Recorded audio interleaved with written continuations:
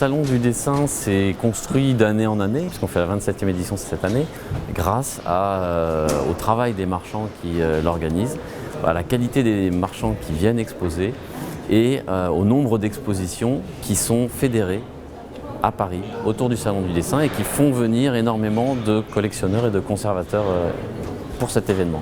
Si on prend le marché du dessin dans sa spécificité, c'est l'événement incontournable pour tous les amateurs de dessin.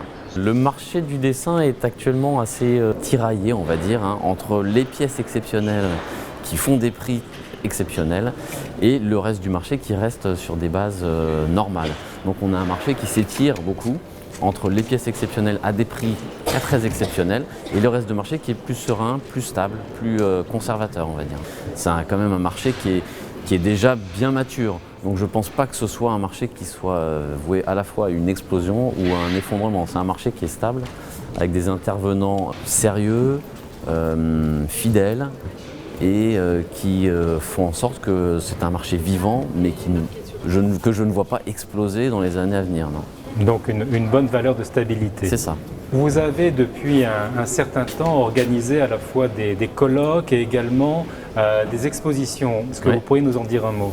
Au sein du salon, donc, il y a la plus grande partie du salon qui est occupée par des marchands qui exposent donc des dessins qui sont à vendre. Et il y a aussi quelques endroits où sont exposés des dessins qui, eux, ne sont pas à vendre. Donc il y a un espace qui est dédié à une institution en général. Donc cette année, c'est le musée des Beaux-Arts de Nantes et qui expose un échantillon des dessins conservés dans son cabinet d'art graphique. Il y a aussi un espace qui est occupé cette année par Chaumet qui présente toute une exposition de gouache préparatoire à l'élaboration des diadèmes. Et puis il y a aussi un espace occupé par la fondation de Daniel et Florence Guerlain où les 3 finalistes du prix de dessin contemporain sont présentés avant la présentation du vainqueur qui aura lieu jeudi prochain. Y a-t-il une œuvre qui vous a tapé dans l'œil sur le salon cette année? Alors il y a une œuvre qui est vraiment assez exceptionnelle et qui pour le coup tape à l'œil dans le sens où elle a un pouvoir graphique très important. C'est un grand dessin de Canaletto et qui représente l'intérieur du Palais des Doges avec une scène qui fourmille de détails et qui est à la fois passionnante parce qu'on découvre à chaque fois qu'on la revoit une nouvelle scène dans la scène. Et puis un dessin de grande taille, dans un très bon état, par un très grand artiste. Donc c'est vrai que c'est une feuille vraiment très imposante.